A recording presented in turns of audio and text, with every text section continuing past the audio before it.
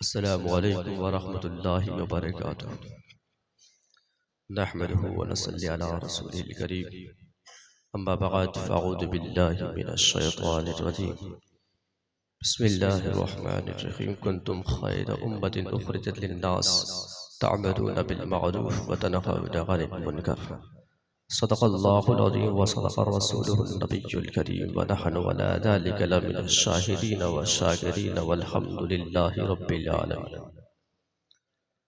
آئیے سب سے پہلے آقا انعامدار مدینے کی تاجدار حضور احمدی مجتبی محمدی مصطفیٰ صلی اللہ علیہ وسلم کی بارگاہ میں درود پاک کا نذرانہ پیش کریں اور بڑے باواز بلند اللہم صلی علی سیدنا مولانا محمد بارک وسلم صلاۃ و سلام علیک یا رسول اللہ صلاۃ و سلام علیک یا حبیب اللہ صلی اللہ علیہ وسلم۔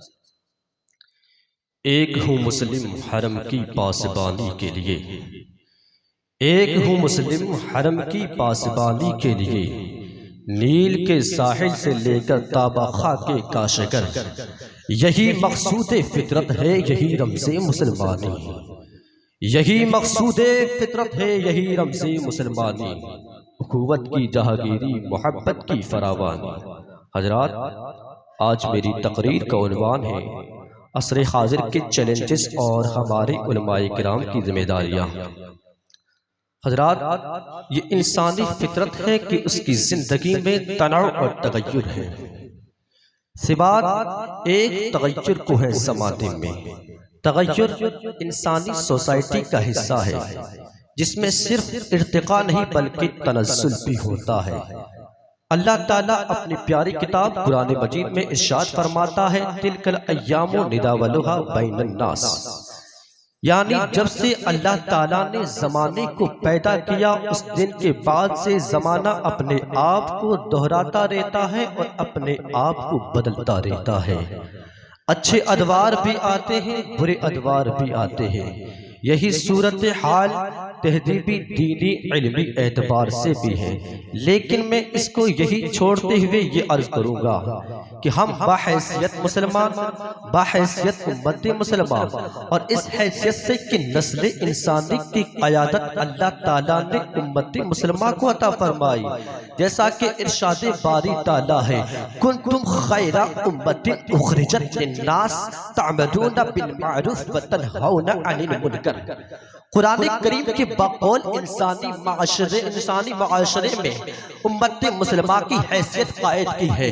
آج اس وقت دنیا میں لگ بھگ 8 ارب کے انسان ہیں، ان میں لگ بھگ 2 ارب کے انسان مسلمان بتائے جاتے ہیں، باقی 6 ارب انسان ہیں وہ کس کے رحم و کرم پر ہے۔ ان تک قرآن مجید کی دعوت پہنچانا، نبی کریم صلی اللہ علیہ وسلم سے متعارف کرانا اور آخرت کا عقیدہ ان تک منتقل کرنا کس کا فریضہ ہے؟ ظاہر سی بات ہے یہ ہمارے علماء اکرام کی ذمہ داری ہے اور ان کے سامنے بڑا چیلنج ہے۔ اللہ تعالیٰ نے انسانی سماج کی بہتری اور کامیابی کے لیے جو نظام دیا ہے، جو کتابوں میں بھی ہے، جس کا تجربہ کئی بار ہو چکا ہے، اس نظام کو دوبارہ عملی طور پر متعارف کرانے کی ذمہ داری کس کی ہے؟ رسول اللہ صلی اللہ علیہ وسلم نے یہ نظام دیا کہ اس کے ذریعے تم دنیا میں رہ کر بہتر زندگی گزار سکتے ہو۔ رسول اللہ صلی اللہ علیہ وسلم نے یہ نظام دیا، رسول اللہ صلی اللہ علیہ وسلم نے دنیا میں رہ کر عمل کر کے اس کا نمونہ دکھایا۔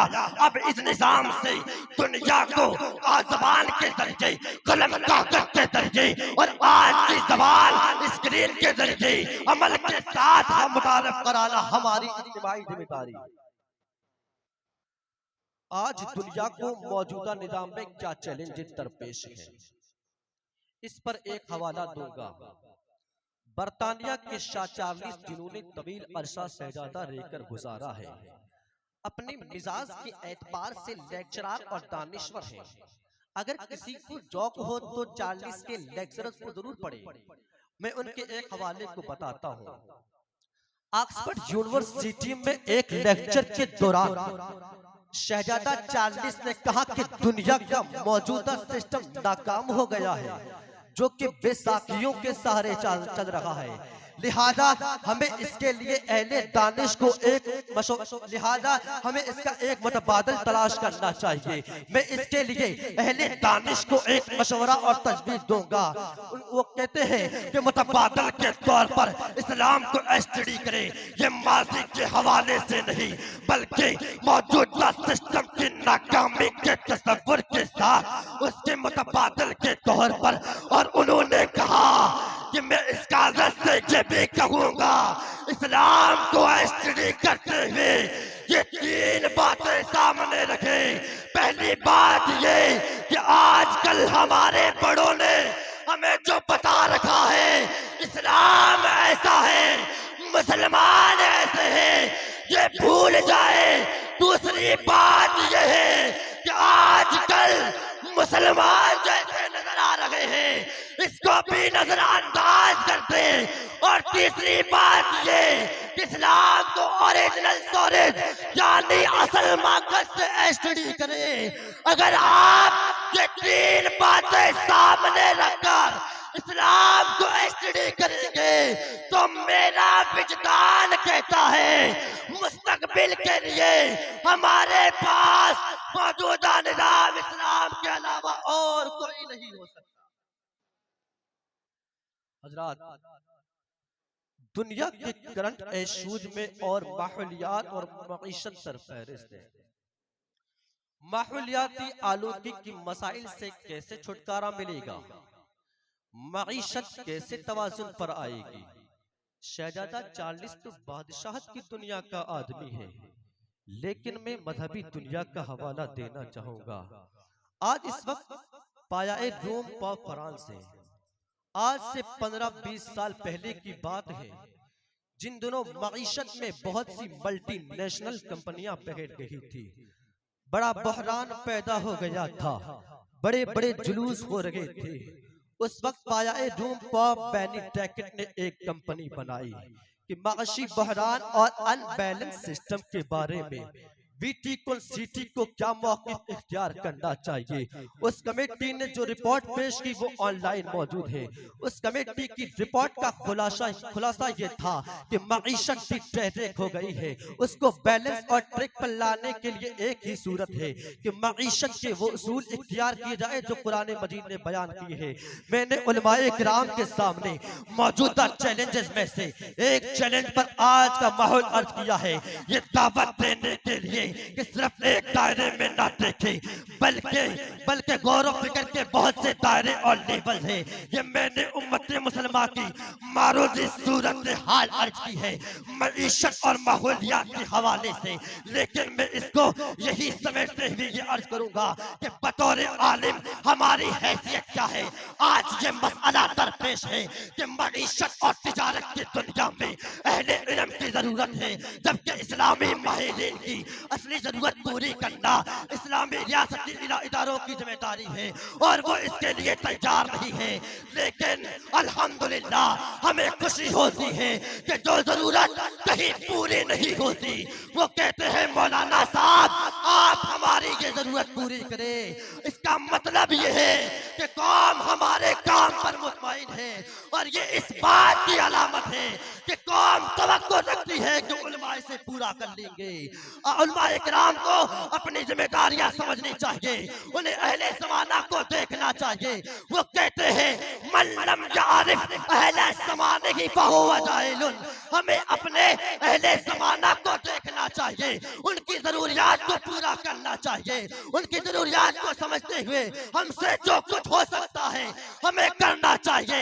حضرات محترم، آج کے اس پرفتن دور میں علماء کے سامنے صرف معیشت کا چیلنج نہیں ہے بلکہ نوجوان طبقہ کو سدھارنا، ان کو نشہ آوری اور فیشن سے روکنا، خواتین کو بے پردگی بے روی سے روکنا اور ہمارے چھوٹے بچوں کو تعلیم کی طرف راغب کرنا اور ہمارے چھوٹے بچوں بچوں کو صحیح تعلیم کے لیے صحیح تعلیم گاہوں کی طرف بھیجنا اور ہمارے چھوٹے بچوں کو صحیح تربیت کرنا، یہ ایسے چیلنجز ہیں جو ہمارے علماء اکرام کے سامنے ہے۔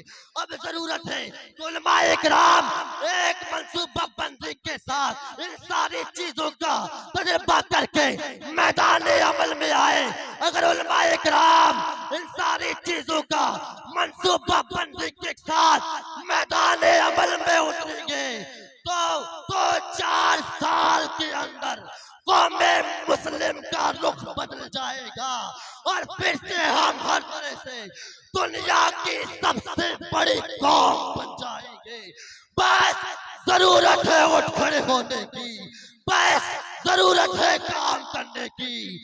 غلامی میں نہ کام آتی ہے شمشیریں نہ تدبیریں، غلامی میں نہ کام آتی ہے شمشیریں نہ تدبیریں، جو ہو جو کہ یقین پیدا تو کٹ جاتی ہے زنجیریں، اور کوئی اندازہ کر سکتا ہے ان کے زور بازو کا، ارے نگاہیں مرد مومن سے بدل جاتی ہے۔